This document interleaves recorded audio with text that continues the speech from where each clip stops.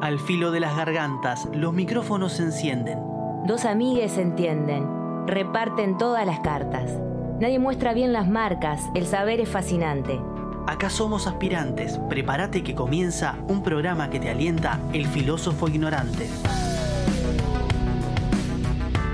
Muy buenas tardes, ¿cómo están todas, todos por ahí? ¿Cómo estás, Marce? ¿Cómo estás, Diego? Buenas, ¿cómo andan? ¿Qué Muy dice bien. Diego? ¿Cómo estamos? Pulgar para arriba para Diego. Bien. Tras del vidrio. Y qué fresquete, compañeros, en Montevideo. Sí, han sido... forma parte de las complicaciones de estas últimas semanas, si se quiere. Pero bueno, viene... ¿Pero a vos te gusta el invierno?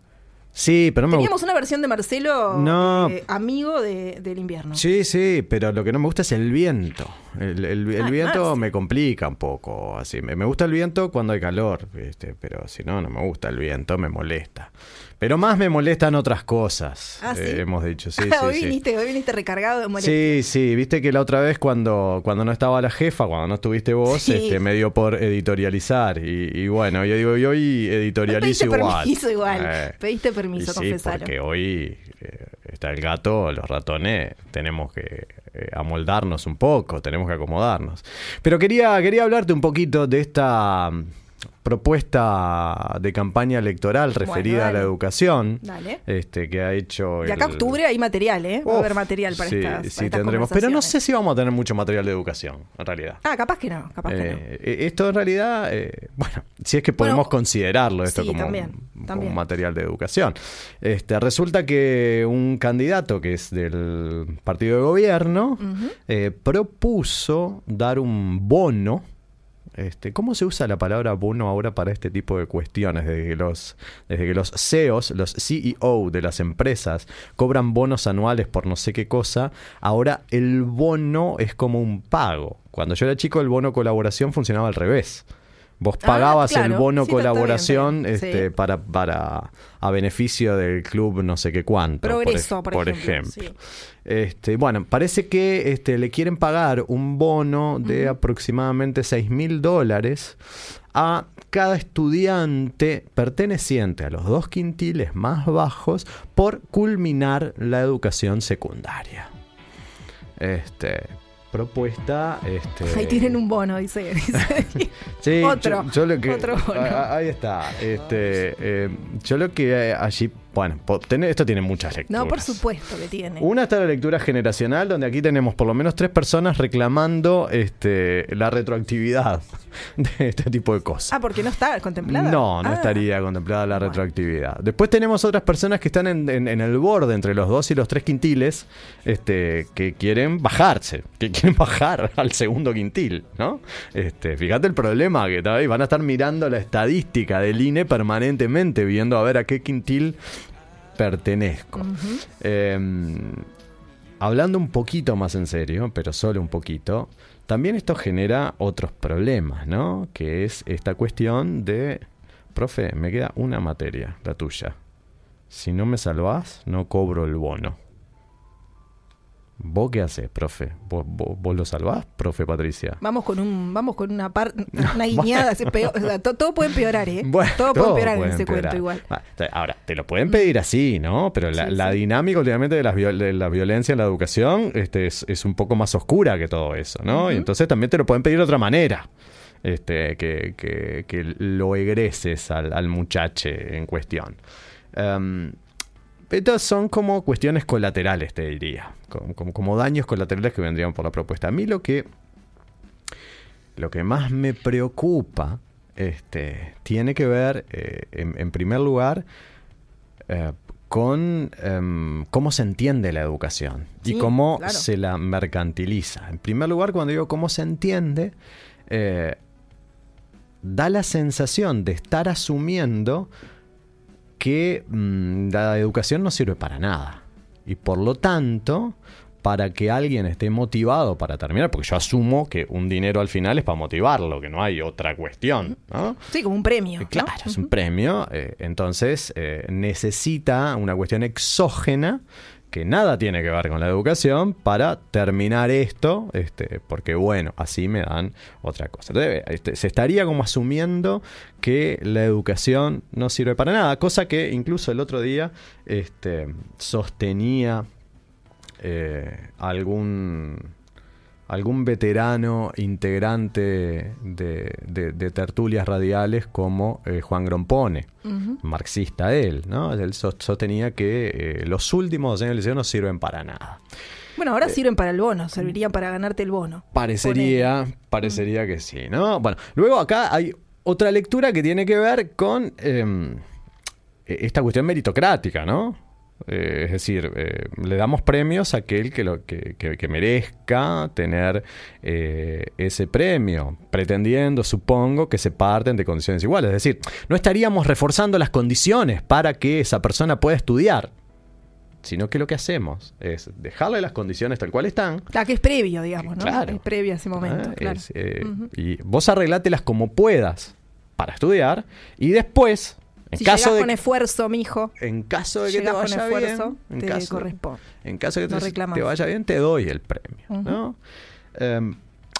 Y lo otro que subyace a esto, me parece, porque si la cuestión es que, como dice Grompone, los estudiantes no terminan, porque en realidad esto no sirve para nada, yo lo que me pregunto en realidad es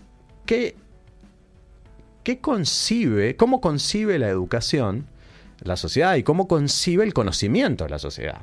Porque a mí me da la sensación de que existe algo así como la impresión de que la educación no sirve para nada, pero no porque los jóvenes piensen eso, o no solo porque los jóvenes piensen eso, sino porque estamos atravesando un momento social donde desde todos lados se nos comunica implícitamente, en general, no suele ser explícito, que el conocimiento no sirve para nada. Que el conocimiento es algo que está ahí, que vos podés googlear y lo encontrás, o que entras a ChatGPT y entonces ahí tenés todas las respuestas. Entonces, ¿para qué? ¿No? Capaz, digo yo, en una de esas, si en lugar de poner en los medios de comunicación gente que no ha estudiado nada, gente que es muy carismática, ¿no? Gente que es muy divertida, tal vez, pero no ha estudiado nada, ¿no? La mayor parte de los conductores de radio y televisión en nuestro país no han estudiado absolutamente nada. Son unos piolas bárbaros, ¿no?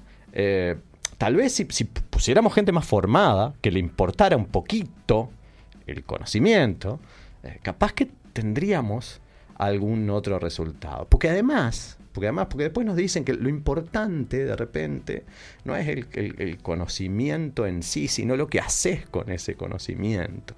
Lo importante a veces es reflexionar sobre. Bueno, pero lo que pasa es que para poder hacer algo con el conocimiento tenés que tener el conocimiento. Y para poder reflexionar sobre algo necesitas el algo. No podemos reflexionar y operar sobre la nada. No puedo aprender a ordenar muebles en una habitación vacía. Necesito que esa habitación tenga muebles para ordenarlo. Entonces, necesito conocer cómo funciona la rueda para poder cambiar la rueda del auto. Digo, hablando de cosas un poco bobas, si querés. No te enojes, Marce, igual. Estoy así como un poco exaltado, ¿no? Sí. Y, bueno, pero digo... ¿Y esta propuesta cómo llegaste a ella? ¿A través de los medios de comunicación? Sí. Claramente. Sí, claramente. Fue enunciada por Delgado en la convención del Partido Nacional, donde se confirmó la fórmula, pero bueno, luego incluso... Dos asesores, uno de ellos, el director de Educación del Ministerio de Educación y Cultura, que es economista. O sea, el director de Educación del Ministerio de Educación y Cultura es economista, quiero subrayarlo. Es Gonzalo Baroni, es uno de los principales defensores de esta postura, que a mí me resulta directamente deleznable. Sí, se notó igual. Y hemos arrancado con alegría este programa. Con alegría, un Montevideo nublado, pero creo que es momento de ir es un momento oportuno para ir a la presentación de los conductores de este programa. Vamos. Patricia Pujol Echeverría, de La Teja al Mundo. del mundo a esta radio. Inquieta e incómoda, entre la comunicación y el campo de juego. Si es helado, que sea de limón. Marcelo Fernández Pavlovich. Dicen que llegó a ser doctor, pero no hace recetas ni diagnostica otra cosa que enfermedades sociales. Le gusta el dulce de leche, pero no aplica y no se saca la camiseta del San Pauli ni en las elecciones de horas.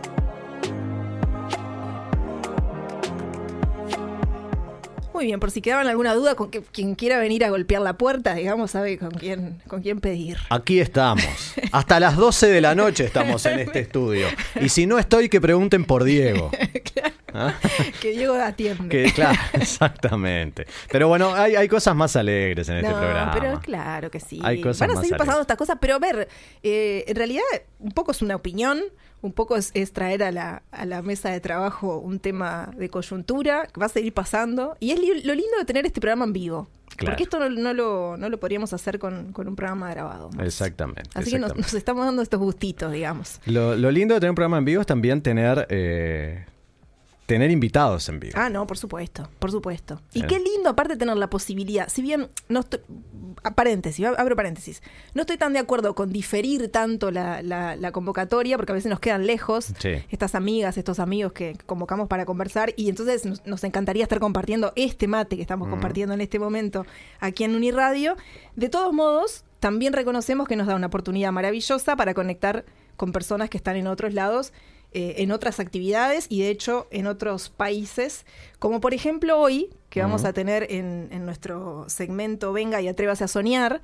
Imagino que ya le explicaste a esta persona, sí, explicaste cómo es la cosa y recordó algo de Berugo, por ejemplo, de ese programa. No me dijo nada de Berugo. Vamos a preguntar. No me dijo nada, ahora le preguntás. Vamos a preguntar. Vamos a recibir a Martín Daguerre.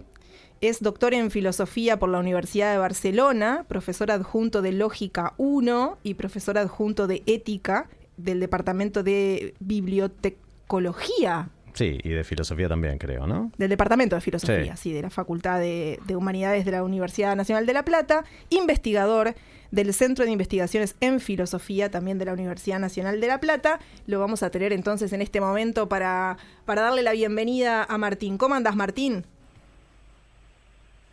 Hola, ¿qué tal? ¿Cómo vas? Gracias por la invitación. Bueno, bien, por acá vamos bien. Yo quiero decir un par de cosas de Martín antes de preguntarle nada. Y lo bueno es que en todo caso no se va a sonrojar porque no nos vamos a dar cuenta si se sonroja. Te vas a aprovechar entonces. Sí, me voy a aprovechar. Quiero decir algo. Martín integró el tribunal, mi tribunal de tesis, digamos, mi tribunal de tesis de doctorado. Y yo conocí a Martín en unas jornadas internas del doctorado. Yo no sé si él se va a acordar. Fue justamente cuando yo me estaba recuperando en términos de salud y estaba volviendo al doctorado. Y en esas jornadas del doctorado hubo un intercambio que tuvimos con Martín vía Zoom. Él me realizó unas observaciones. Esto era diciembre, cuando ya el mundo se estaba tomando vacaciones casi. Yo le mandé un correo porque noté que teníamos temáticas en común. Él tiene su tesis de doctorado, participación política y vida buena, tenía que ver bastante con lo que a mí me interesaba.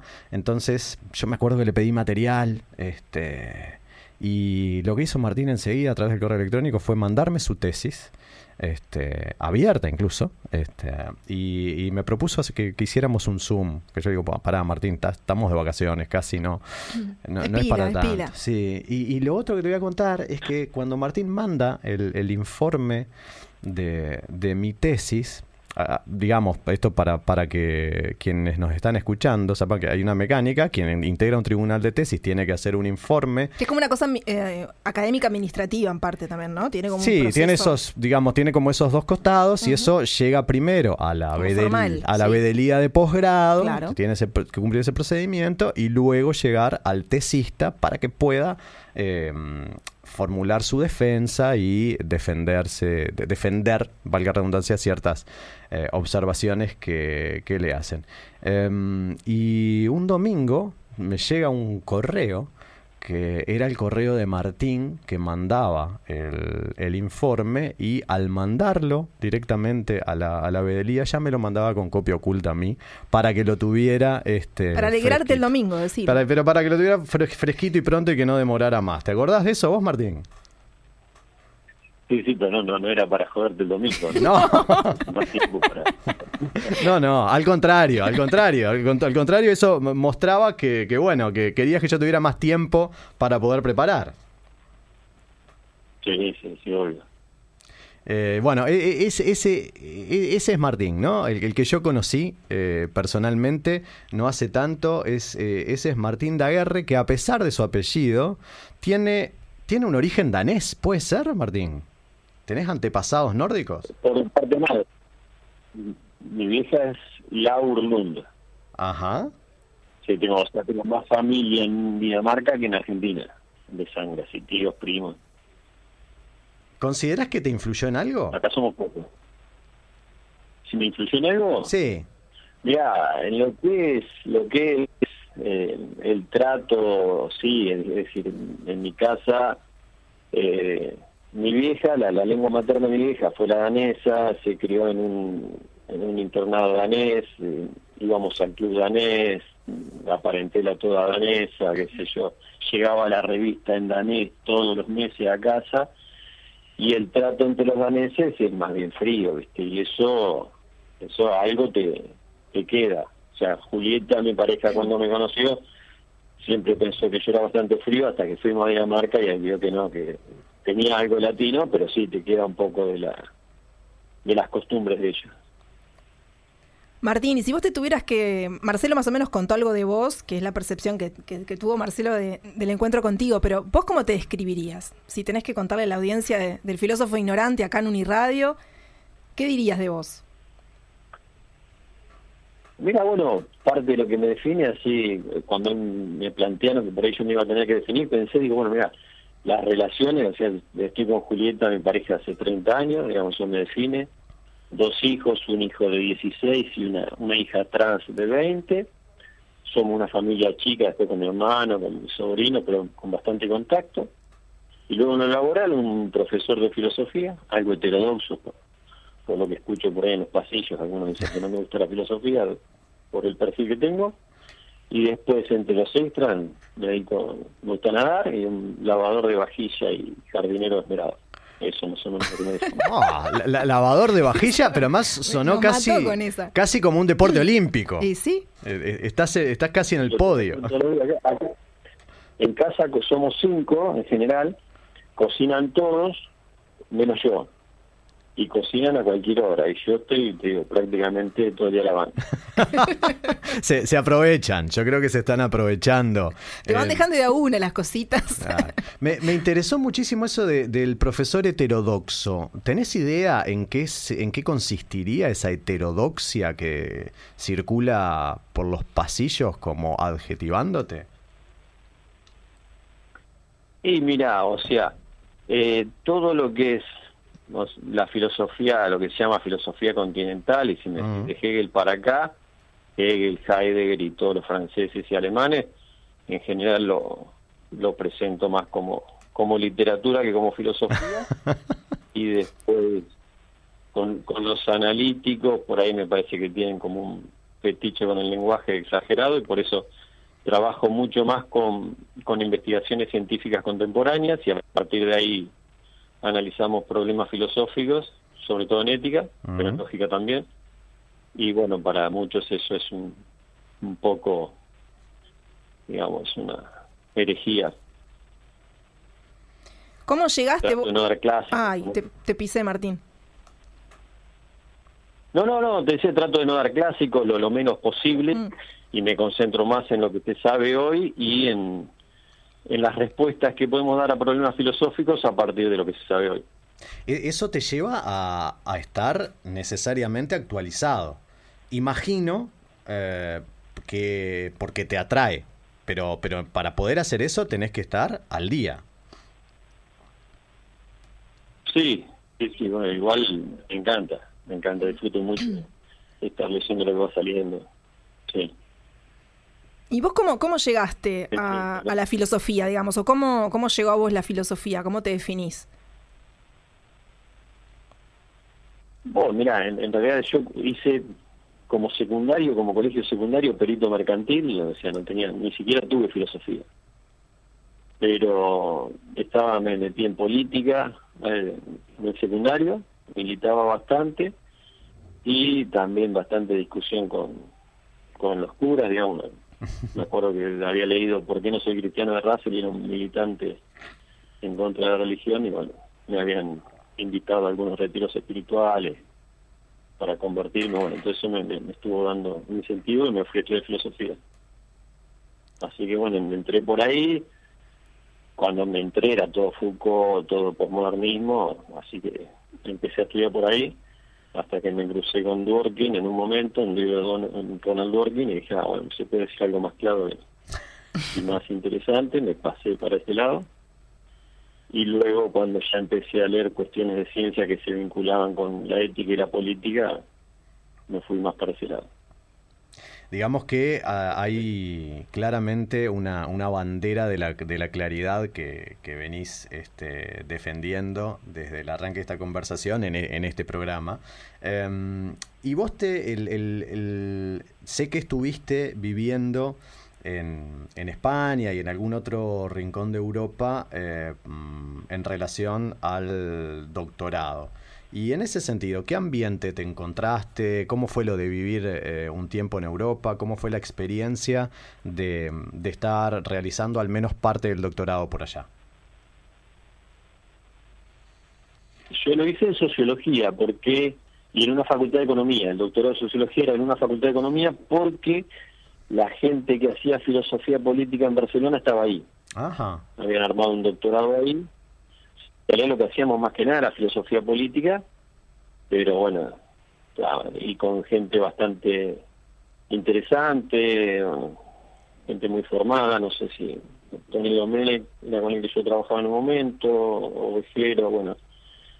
Y no, muy interesante por ahí, qué sé yo, no te voy a decir que era algo alucinante, o sea, en cuanto a los compañeros, lo mismo que podés tener acá, digamos, no había una gran diferencia. Uh-huh. Pero bueno, interesante igual estar afuera y ver otra cosa, pero no, yo después sabía que quería volver para acá. Claro. No era algo que me enamoraba estar allá, ni mucho menos. En cierto sentido hiciste la tesis con lo que podemos llamar... ¿Cómo? Te pisé, seguí vos, Martín, perdona. El delay produce estas cosas. No, que lo que sí fue interesante que fui cuando fue Messi a Barcelona. ¡Apa! ¿No? Nada, tuvimos por ahí, digamos, resultados diferentes, pero fuimos juntos. Y él lo empecé a ver, porque yo vivía con un catalán, lo empecé a ver en las inferiores de Barça, a Messi. Ajá. Ahí que me quedé enamorado de Messi, porque lo empecé a ver antes de llegar a debutar en la primera, y después, bueno, lo seguí. Eso fue lo más lindo de Barcelona. Igual me encantó vivir allá, ¿no? Claro. Interesante que, bueno, casi que debutaron juntos en Barcelona, digamos, en ese sentido. Él en la Masía y vos en el doctorado. Y el doctorado lo haces de algún modo te dirigen ciertos pesos pesados, digamos, de la filosofía. Con pesos pesados en realidad me estoy refiriendo a gente que en términos académicos es más o menos famosa. ¿Eso implicó algo en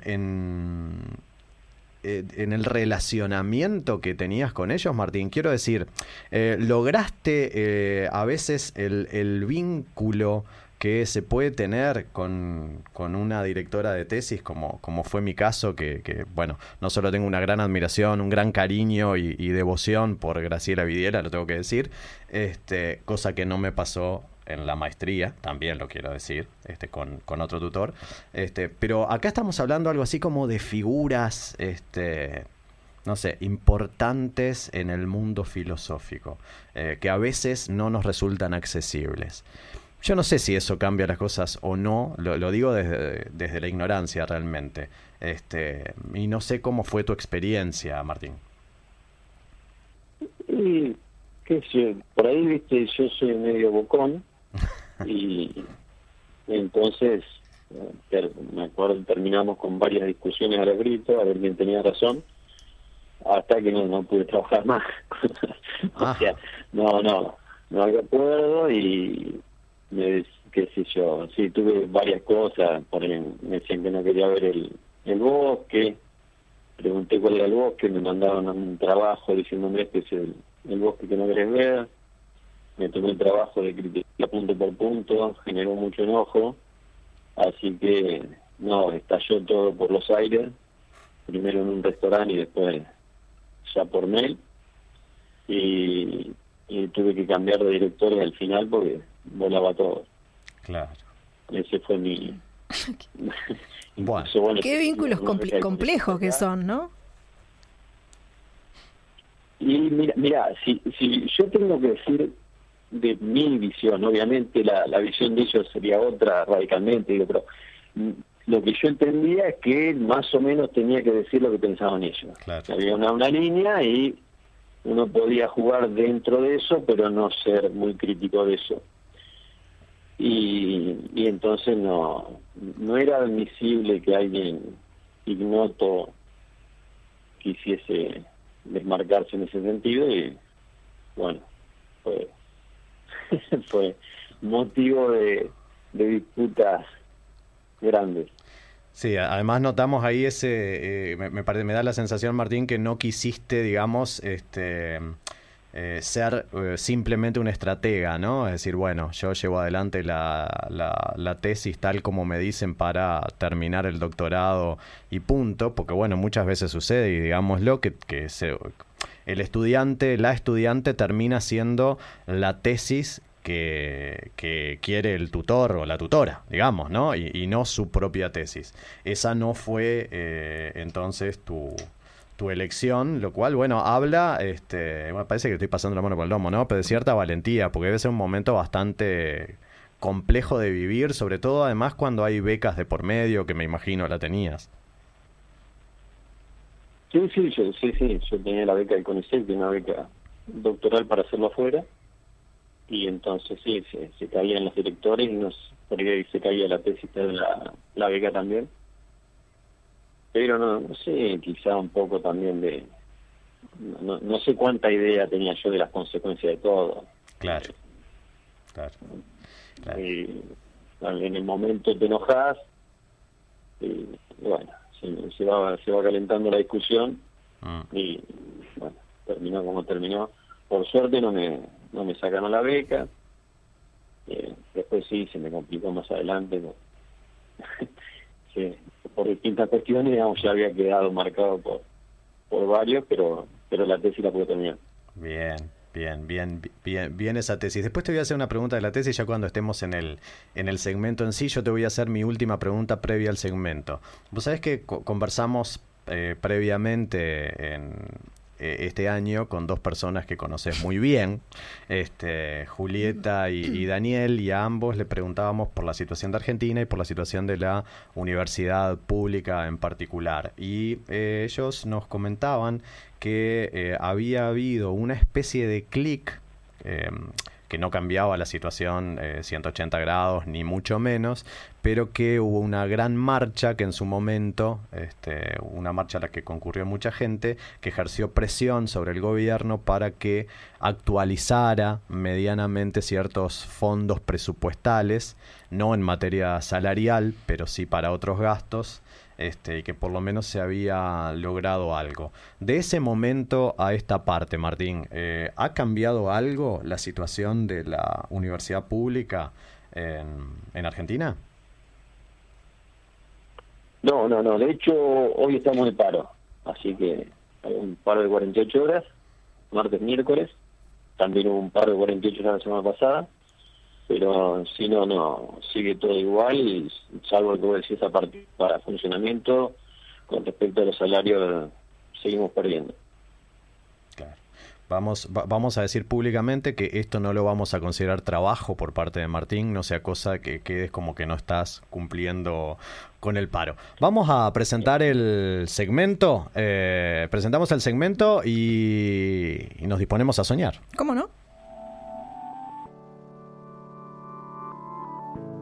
Camine hacia el final y atrévase a soñar. Porque lo veíamos en la tele. Porque queremos pensar y soñar con una sociedad distinta. Y los sueños, sueños son.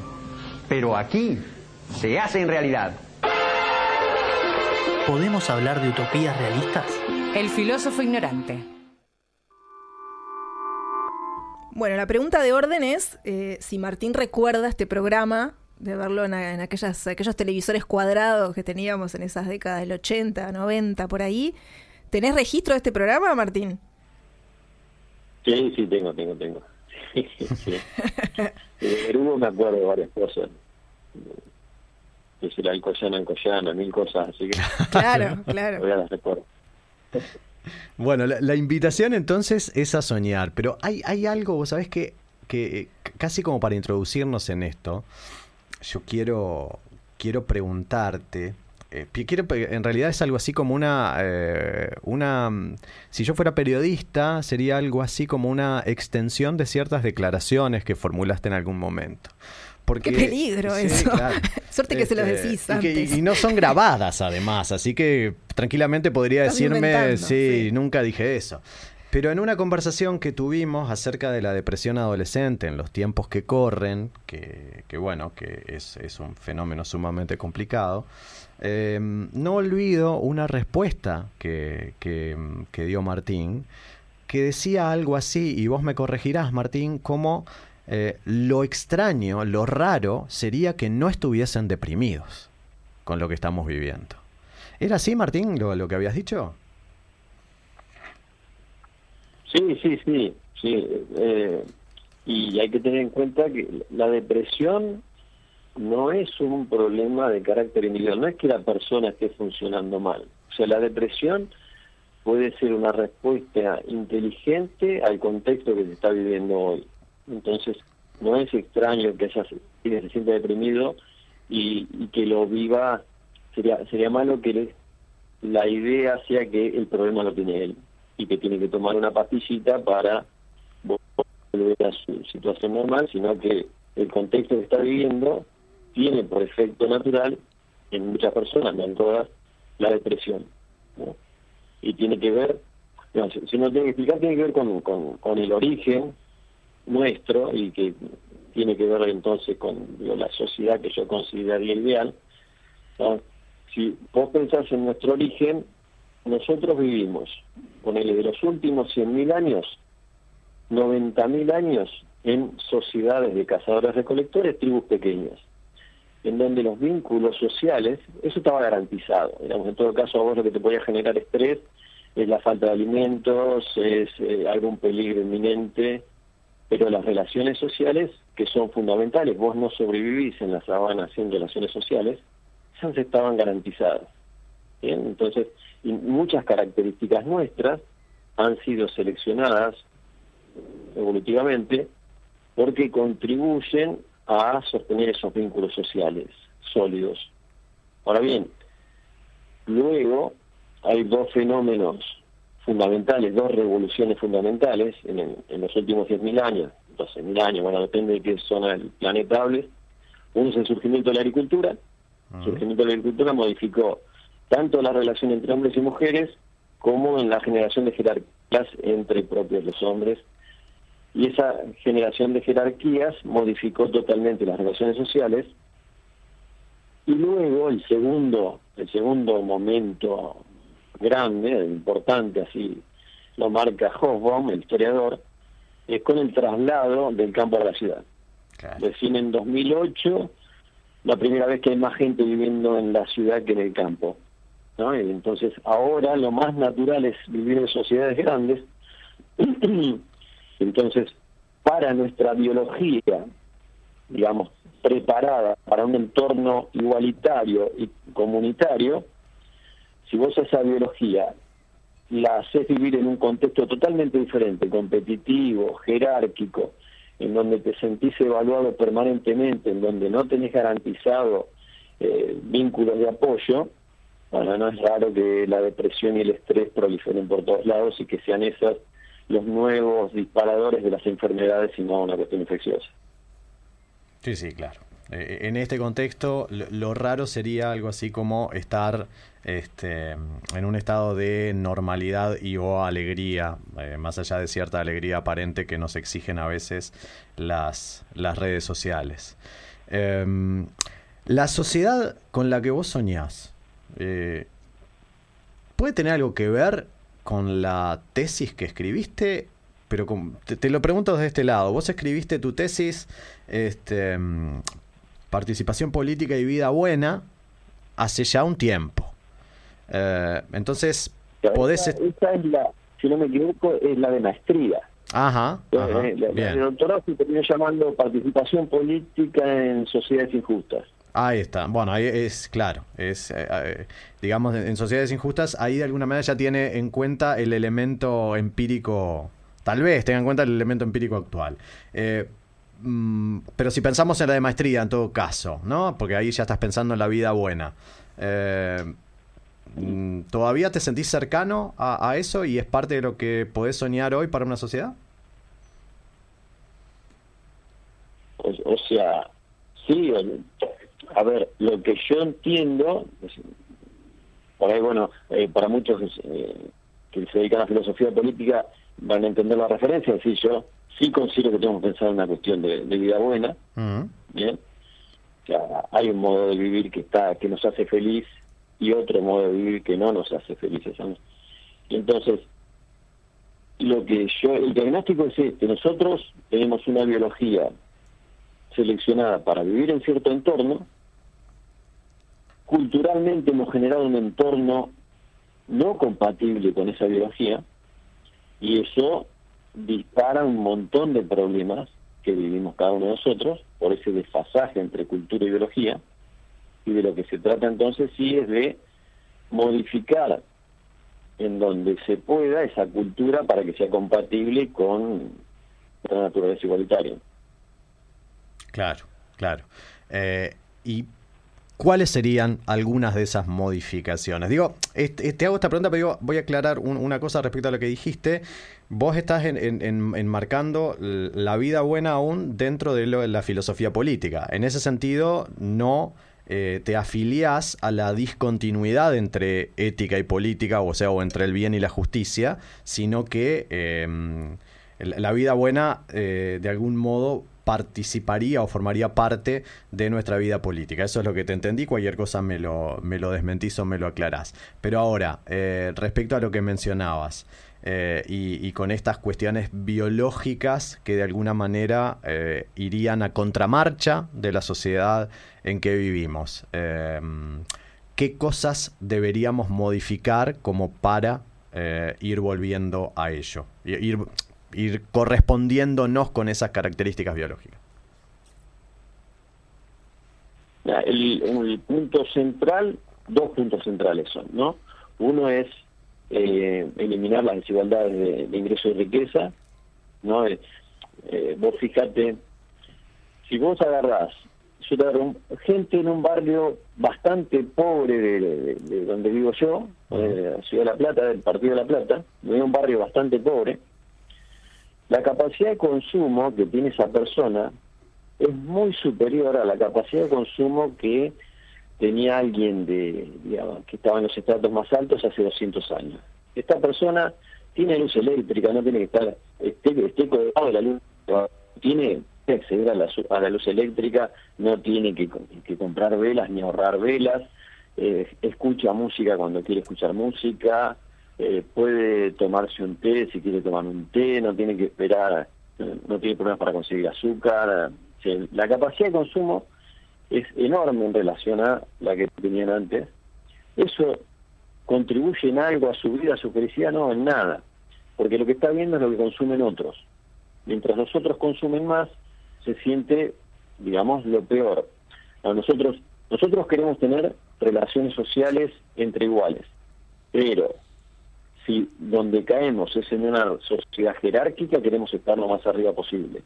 Si vemos que estamos abajo, eso genera un estrés que deriva en estrés crónico, que podríamos explicar cómo se modifica el organismo cuando vos tenés estrés crónico, pero vas a tener mayor facilidad en tener adicciones a las drogas, es decir, caes más rápido en la adicción, generás una obesidad diferente y más rápida, tenés una tendencia mayor a la violencia porque es uno de los modos de liberar estrés. Quienes tenemos más ingresos podemos ir al gimnasio o mirar una película en Netflix o estar con gente en una reunión, invitar a comer. Bueno, a medida que vos vas cada vez más abajo en la escala social, eso no es posible. Es entonces uno de los factores que libera estrés es la violencia, y lo mismo el comer comida chatarra también reduce el estrés, digamos, y todo eso va generando una peor salud. Ahora bien, si vos lográs un crecimiento económico y que esos que están en lo más bajo de la escala social pasen a tener lo que nosotros tenemos ahora, pero los que están más arriba, digamos, tienen mucho más que él, no habrá cambiado nada. Seguirá igual de estresado, igual con los mismos problemas, y esto a medida que ascendés en la escala social disminuyen los problemas, pero siguen siendo lo mismo. Cada uno va compitiendo y estresándose entre los que tiene al lado. Entonces, no tiene sentido crecer económicamente, sino lo que más sentido tiene es achicar las desigualdades económicas. Achicando las desigualdades económicas, bueno, vas a mejorar muchísimo. Y el segundo factor absolutamente relevante para mí es, digamos, que las mujeres sean las que tengan un rol mucho mayor que los hombres en todos los lugares de dirección, digamos, por una cuestión de la biología de los hombres, que somos muy similares a las mujeres, pero en dos factores nos diferenciamos bastante, que es lo que tiene que ver con la violencia y el sexo, y ahí somos muy dañinos los hombres, y por cuestiones menores somos capaces de generar conflictos enormes, digamos, con otro macho alfa, y eso genera mucho daño a nivel social. Entonces, los dos factores serían eso: atacar la desigualdad de ingresos y darle un rol preponderante a las mujeres con un dominio mayor que por sobre los hombres. Buenísimo y clarísima la propuesta en ese sentido. Yo tengo algunas preguntas para hacerte, pero es momento, y nos lo indica la dirección propia de la radio, es momento de hacer una pequeña pausa, y para eso vamos a escuchar una canción, creo, Pati. En realidad le hicimos elegir a Martín una canción, y estaría buenísimo que Martín la presentara. ¿Cuál elegiste para escuchar ahora con la audiencia, Martín? ¿Y por qué?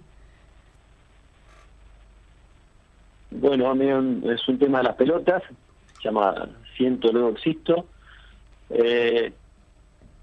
Mira, por un lado, esta idea de Siento, Luego Existo me encanta, no como una refutación a Descartes, no es una ingenuidad, no va por ahí. Pero lo primero que por ahí tenemos que darnos cuenta para empezar a entender algunos problemas es que la cabeza nuestra, toda nuestra capacidad cognitiva está en función de lo que pasa en el cuerpo. Y el registro de lo que pasa en el cuerpo se da a nivel consciente vía los sentimientos, ¿no? Entonces vos pensás en función de los sentimientos que estás teniendo. Hay un bueno, me presento la canción porque si no me cuelgo hablando y me explico, y venía el tema ahora, ¿no? Pero bueno, esa idea de Siento, Luego Existo, después si quieren la vamos a desarrollar un poco más. Y aparte hay otra parte que dice toda esta gran mentira nos pone al revés: no llegarás a la cima, no alcanzarás la gloria. Si en esta sociedad jerárquica todos perseguimos estar lo más arriba posible, en general eso está al fracaso de la mayoría, ¿no? Y por eso me interesa ese tipo de expresión que tiene la canción, y otras más que si bien después no. Buenísimo, a nada de cantarla está Martín. Vamos a escuchar entonces Siento, Luego Existo de Las Pelotas.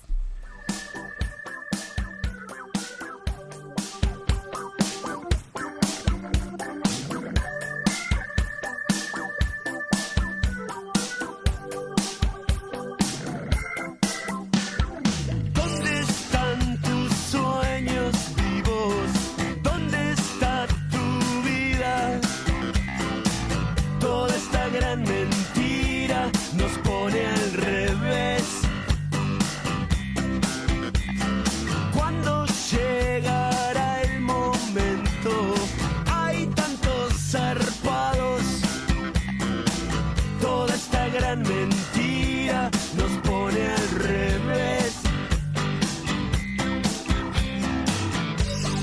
llegarás a la cima, no alcanzarás la gloria.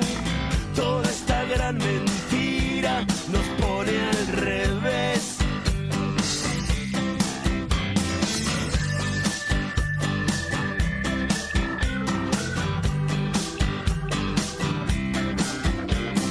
Siento, luego existo, y la cabeza otra vez, como siempre, no quiere volver. Siento, luego existo, y la cabeza otra vez, como siempre, no quiere volver.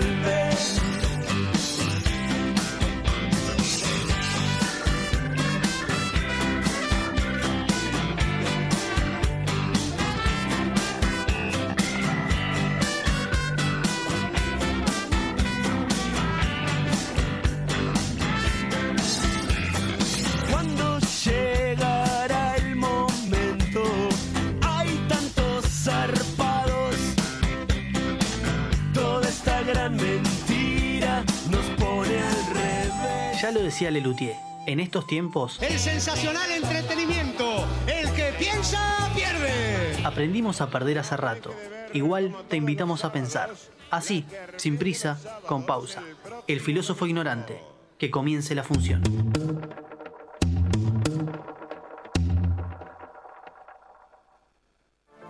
Discos, canciones, sonidos, recuerdos, historias, contextos, disparadores, invitados, todo lo que surge cuando detenemos el tiempo para darle lugar a la música. Musincronía, el ritmo de compartir el momento. Viernes, 20 horas por Uniradio y en plataformas de podcast. Buenas gente, ¿cómo andan? Acá Agus y Gastón, y con Malditos Planetas los queremos invitar al ciclo maldito que vamos a estar haciendo todos los miércoles de agosto en La Cretina. Cada fecha va a tener gente invitada. El 7 de agosto es Tabaré Rivero y Pamela Catani. El 14 de agosto es con Agarrate Catalina. El 21 de agosto es con Las Milongas Extremas. Y el 28 de agosto es una sorpresita que todavía nos decidimos. Todos los días a las 21. Las entradas por acceso fácil. Nos vemos por ahí. Y las entradas vienen con una copa de vino, así que no se olviden. 21 horas La Cretina. Como un rayo aterrizar, la claridad de un segundo siempre se vuelve a encriptar.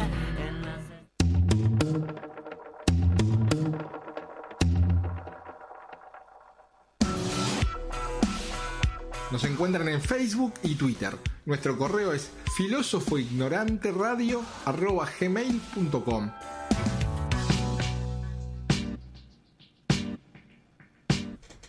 Bien, volvemos. Recién escuchábamos Siento luego existo de Las Pelotas, donde Martín, yo creo que se quedó tarareando por lo menos la canción seguro. Estamos conversando con Martín Daguerre, del otro lado del charco, podríamos decir. Martín, te vamos a ofrecer un espacio ahora, si querés decir algo más de la canción, porque no nos gusta que nuestros invitados se vayan con cosas para decir. Y además te vamos a pelear un poco con la idea que recién nos planteaste de tu sociedad ideal o de estos sueños que podemos tener y que te invitamos a tener en este programa. Así que bueno, primero, antes de pelearte con eso, preferimos abrir este espacio para ver si querés decirnos algo más de esa canción. Mira, lo de Siento luego existo, y por ahí marca lo que quiero defender luego. Hay un científico, Sapolsky, libros muy graciosos, y él hace el planteo de decir, vos te tomás un Valium, vos estás con problemas tremendos en tu vida y tu cabeza no para de pensar en esos problemas y por lo tanto te tomás un Valium. En realidad lo que hace un Valium es un medio relajante, vas a relajar tus músculos, pero tu cerebro va a leer que tus músculos están relajados, es una manera de engañarlo para que puedas dormir. Vos conscientemente seguís con los mismos problemas que antes, y sabés que seguís con los mismos problemas que antes, pero podés dormir. Y lo mismo dice, bueno, imagínate que vos llegás a tu casa, vivís con tu pareja, vivís con un amigo, con quien sea, y esa persona está haciendo algo que vos detestás que haga. Tu cuerpo se va a enojar, o sea, vos vas a sentir esa ira en el cuerpo, va a cambiar la expresión de tu cara, va a cambiar el modo en que hablas, etcétera. y empezás a pelear con esa persona que se defiende, y discuten, están acalorados discutiendo, y en un momento la otra persona que dice, mira, la verdad que tenés razón, estuve equivocado, no lo voy a volver a hacer nunca más. Tu cerebro consciente registra que se ha disculpado y que no quiere hacerlo más. Sin embargo, tu cuerpo no se puede relajar tan rápido. Tu cerebro lee que tu cuerpo está totalmente enojado todavía y por lo tanto empieza a buscar qué razón puede estar justificando ese cuerpo enojado y va a encontrar otra razón para seguir discutiendo. La discusión no termina cuando el otro cede en un punto, si estaban enojados. No, a lo que voy es que nuestra cabeza responde a lo que está pasando en nuestro cuerpo. ¿Bien? Entonces, de ahí es que la necesidad de conocer bien nuestro cuerpo, nuestras emociones, y digo, eso nos retrotrae a nuestro origen, cazadores, recolectores igualitarios, y luego entonces también podemos entender problemas del desfasaje de nuestro origen con las sociedades en las que estamos viviendo. Así que ahora pueden venir las críticas con... No eran críticas, no. Son preguntas en realidad que tenemos, y yo voy a ir con una y seguro Mar se va con otras. Vos recién nos planteabas, o por lo menos yo me anoté acá rapidito, como un punto distintivo o algo así que a vos te parecía relevante, era que hubiera más mujeres en lugares de dirección o algo así, anoté rápido. Uh-huh. Ahora, ¿esto a vos te han dicho o alguien te podría decir... ¿A qué te referís con eso en términos de que podría ser considerado biologicista, digamos? ¿Por qué esa determinación de qué significaría ser mujer en principio y después por qué en esos lugares de dirección? Si es algo que imaginamos que ya está pensado y que nos vas a contestar y queríamos saber si recibís esa pelea de si no es algo biologicista en estos términos. Si me han acusado de biologicista, dijiste... Claro, si vos crees que se puede pelear esa idea con alguien que te diga, bueno, pero esa determinación es biologicista. O sea que justo no estoy escuchando bien, pero bueno, más o menos me imagino. A ver, no se trata de ser biologicista, digo, la biología juega un rol, ¿no? Eso es inevitable. Es decir, lo que pasa en nuestro cerebro es relevante para que lo que nosotros vayamos a decidir o lo que vamos a hacer. Es más, si tus neuronas motoras no se activan, vos no vas a poder hacer nada, ¿no? Y cualquiera entiende que si se toma 2 botellas de vino, la química cambia y cambia su modo de pensar y su modo de proceder. O sea, digamos, la biología tiene un rol inevitable. Ahora, con respecto al determinismo o alguna cosa así, es el problema. Mirá, a ver si lo puedo explicar. El problema que tienen los médicos o el problema que tienen ese tipo de enfoques medicalizantes, si querés, es que lo único que conocen es lo que pasa inmediatamente antes del acto o del problema. Entonces, el tema es ir sobre, por ejemplo, vos tenés depresión, tomá este antidepresivo, los síntomas se van y cosa resuelta. Sin embargo, si uno tiene desde las formaciones sociales una mirada más amplia, entenderá que el contexto es fundamental para que en tu cerebro esté pasando lo que esté pasando. Entonces, la relación cultura-biología es permanente, no tiene sentido quedarse con una sola. Quedarse con la cultura sola no tiene ningún sentido, porque la cultura tiene que actuar a través de la biología, y tomar la biología sola tampoco tiene ningún sentido, porque la cultura impacta enormemente. Entonces, ya si te dicen determinista, biologicista, es no entender de qué se está discutiendo. Ahora, con respecto a las diferencias de hombres y mujeres, me preguntabas. ¿O escuché mal? Sí, te preguntaba. Ok. Bueno, hay diferencias que son claras. En la vagina y en el medio tenemos distintas cuestiones en función de cuestiones genéticas, hormonales, y por lo tanto es absolutamente normal que haya un grueso en un extremo, en los dos extremos hay gruesos de, digamos, mujeres, varones, y tenemos un abanico en el medio en función de distintas variaciones que se dan a nivel genético, a nivel de hormonal, de generación de testosterona o de tener receptores de testosterona o de estrógeno, receptores de estrógeno, a nivel de cambios en el hipotálamo. O sea, hay cambios que se dan y eso da cierto perfil con respecto a acciones que se vayan a desarrollar, etcétera. Las diferencias marcadas entre hombres y mujeres lo tenés, por ejemplo, a nivel violaciones. En tribus de cazadores-recolectores, en cualquier sociedad del mundo, por donde lo busques, las agresiones sexuales son generadas por hombres. Las violaciones son, o sea, sí podés encontrar algún caso de mujer, pero si vos ves el porcentaje abrumador, es de hombres, lo mismo que en el caso de los homicidios violentos.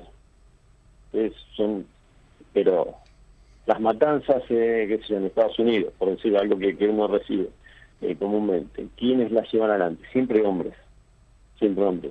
No, eso refleja, ¿es imposible que una mujer lo haga? No es imposible. ¿Es imposible que un hombre no quiera saber nada con ese tipo de cosas? Claro que no es imposible. Estamos hablando en términos estadísticos, en función de ciertas diferencias biológicas vas a tener esas grandes diferencias. Creo que Amartya Sen en algún momento en su propuesta sobre las capacidades hacía alguna alusión similar respecto a las mujeres, ¿no? Es decir, en otorgarle... ¿Me escuchás, Martín? Creo que no me estás escuchando bien. Capaz que podemos intentar la llamada nuevamente. Ahí está. Mientras, lo que le comentaba a Martín era que Amartya Sen, filósofo y economista indio, que fue premio Nobel de Economía, en su propuesta sobre la teoría de las capacidades, recomendaba que en cuanto a la distribución de bienes, fueran las mujeres las destinatarias de esos bienes, porque por lo general, yo no recuerdo si él hablaba de características biológicas o culturales, realmente eso no lo recuerdo, pero por lo general había un mejor destino de la utilización de esos bienes cuando eran mujeres quienes eran las destinatarias de eso, ¿no? Entonces me parece, me hizo acordar la propuesta de Martín, que tiene como dos puntos. Uno era el que estaba intercambiando con Patricia respecto al rol de las mujeres, y otro que tiene que ver, el primero, con la distribución igualitaria del ingreso, porque eso genera jerarquías. ¿Nos escuchás mejor ahora, Martín? Sí, ahí escucho. No sé hasta dónde me escucharon ustedes. No, te escuchamos bien. Hasta que yo iba a intervenir con una pregunta, hasta ese momento nosotros tuvimos la suerte de escucharte bien. Entonces yo te voy a formular otra pregunta que tiene que ver más bien con el tema de las jerarquías. Estaríamos hablando toda la tarde contigo, pero cuestiones horarias. Pero quería preguntarte esto, porque vos hacías referencia a lo que nos estresa la distribución igualitaria, porque vemos lo que consumen los demás, y esto genera siempre una pirámide en la que suele haber gente más arriba. Entonces, esto a mí me quedó claro. Ahora bien, no son las únicas jerarquías, porque nosotres que pertenecemos a la academia, por ejemplo, como un ejemplo más, sabemos también que hay otro tipo de jerarquías, y bueno, la academia se divide en grados, etcétera. Hoy justamente hablé de ciertos filósofos consagrados cuando hacíamos referencia a quienes dirigieron tu tesis de doctorado, y esto también genera estrés. Esto también genera en nosotros un estrés que nos aleja de la vida buena. Entonces, dentro de esta propuesta que tiene que ver con una distribución más igualitaria del ingreso, ¿contemplarías también otro tipo de distribuciones que no van de la mano solo del ingreso? Sí, bueno, es que algunas jerarquías y cómo funcionan tienen que ver con la misma lógica de la que estábamos hablando. Es decir, lo que pasa para mí en las universidades es absolutamente delirante. Es decir, tiene su origen, poner en los 80, cuando Thatcher consideró que todo lo estatal era deficiente o tenía que tener indicadores como los privados, eso se aplicó a las universidades y entonces ahora nosotros estamos ya en las universidades trabajando de la misma manera, donde el que gana se lo lleva todo y el resto se queda sin nada. ¿Qué quiere decir? Que nosotros entramos en un nivel de competencias y como no pueden, ¿cómo puede el Estado evaluar lo que yo hago si en el Estado no hay nadie más formado que yo sobre lo que estoy haciendo, por ejemplo? Bueno, el Estado no puede hacer, entonces lo que va a hacer va a buscar indicadores como cantidad de publicaciones, cantidad de congresos a los que asista, etcétera. Eso lleva a que se genere una proliferación de publicaciones y de congresos a los que se va simplemente para tener un cartón o publicaciones que nadie lee.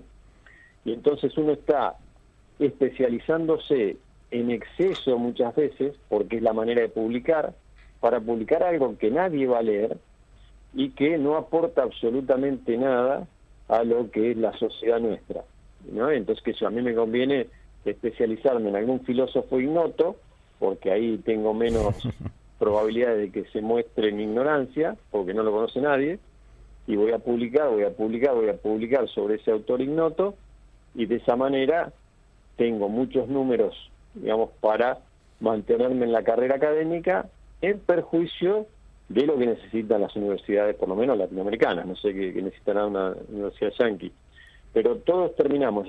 ¿Cómo hago yo para ganar esta competencia? Bien, yo empiezo a estudiar y me reúno los fines de semana con mis amigos de carrera a disfrutar, tomar, juntarnos, etcétera. Hasta que uno se entera que solo va a ganar la beca el que tenga mejor currículum. De manera que los fines de semana, en vez de ir a juntarse con los amigos, se queda en la casa a trabajar. Claro. Pero luego todos se dan cuenta de esa dinámica y todos están trabajando el fin de semana. Sigue ganando el mismo, el que llegue a hacer más. Pero ahora ni siquiera tienen el fin de semana para divertirse, etcétera. Si trabajaran todos cierta cantidad de horas, igual ganaría el mejor, ponele. Claro. ¿Bien? Claro. Pero esto no es solo que gane el mejor, sino que le vamos sacando tiempo a todas aquellas actividades que no reditúen para la competencia en la que estamos metidos. Exacto. Bien, ¿eso a qué lleva? A que, aun si yo gane, yo lo que he perdido en el camino son todos los lazos sociales que a mí me aplacan el estrés.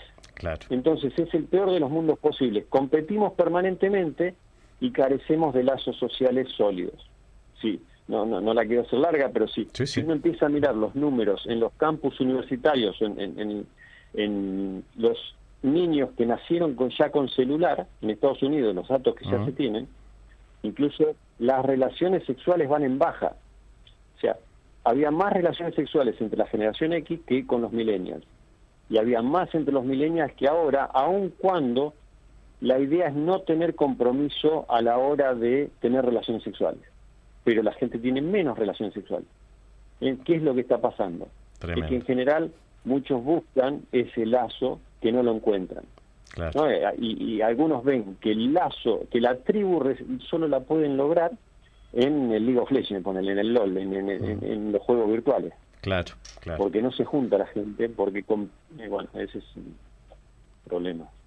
Martín, tres cosas te voy a decir. Una, envidio tu claridad. Dos, quiero hacer fuerza y soñar con una sociedad por lo menos muy similar a la que soñás vos.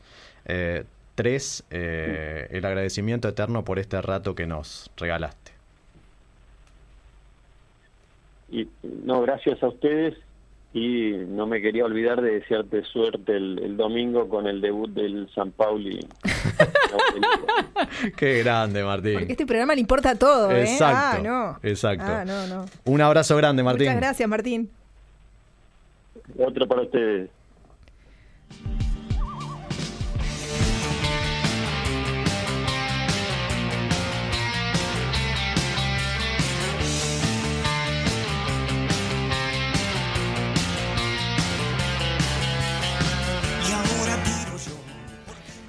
Esta canción, Vencedores Vencidos de los Redondos, tiene que ver casi exclusivamente con el arranque. Esto de pensar una sociedad y de soñar con ella también tiene que ver con esto de ahora tiro yo porque me toca.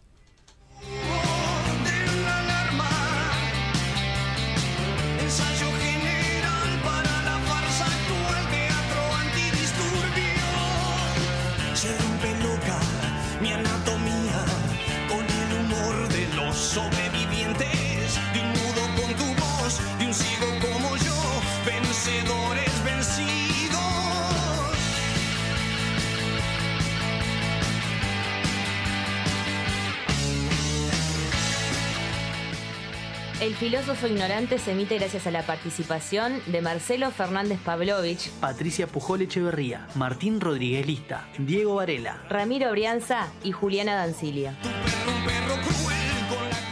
En el programa de hoy también participaron Martín Daguerre, Las Pelotas, Patricio Rey y sus redonditos de ricota. Descansa en